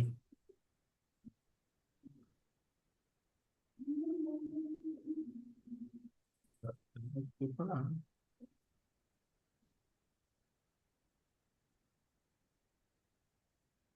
Très bien. Madame Tonga, je Oh, oui, pense que Monsieur vous Agnès. avez gardé très longtemps nos chers invités. Je voudrais, par votre voix, dire merci. Je vous laisse la parole. Une voix féminine est mieux que la mienne. Donc, merci, mesdames et messieurs, pour votre présence ce jour. Donc, ça a été un moment très agréable en compagnie de Monsieur Agnès, que je remercie d'ailleurs, à la fois pour sa présentation très pratique et également pour toutes les réponses qu'il a pu donner aux différentes questions. Donc, nous vous invitons à rester à l'affût parce que, si Dieu le veut, il y aura d'autres événements de ce type en 2025. Et nous vous partagerons également, juste à la suite, l'enregistrement de l'atelier. Donc, vous pourrez repasser encore le module qu'on a vu. Et si vous avez des questions, notamment sur le module ou même sur les différentes solutions que propose Osno, j'ai laissé les coordonnées de Osno dans le chat. Vous pourrez nous contacter directement pour poser vos problématiques.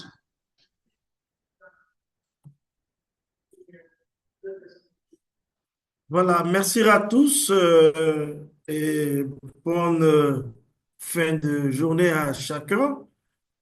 J'espère qu'on se retrouvera comme CEWA à pratiquer ce puissant ERP qui est utilisé par de très nombreux clients de grands groupes, de clients importants et qui est en voie d'acquisition par d'autres.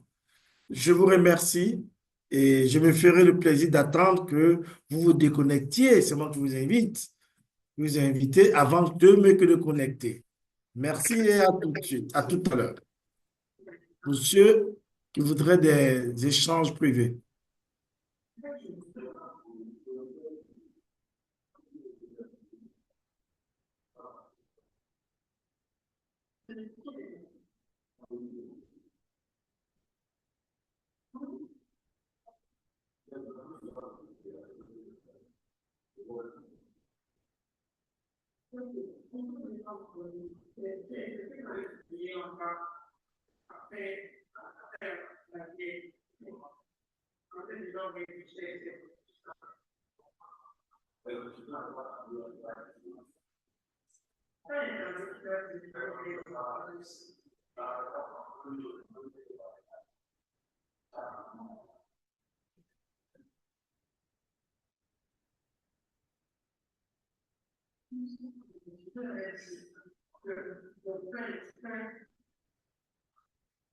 Plaisir d'Osno d'accueillir tout ce monde aujourd'hui autour de la thématique gestion des achats et suivi budgétaire dans Unit4 ERPX. Alors pour animer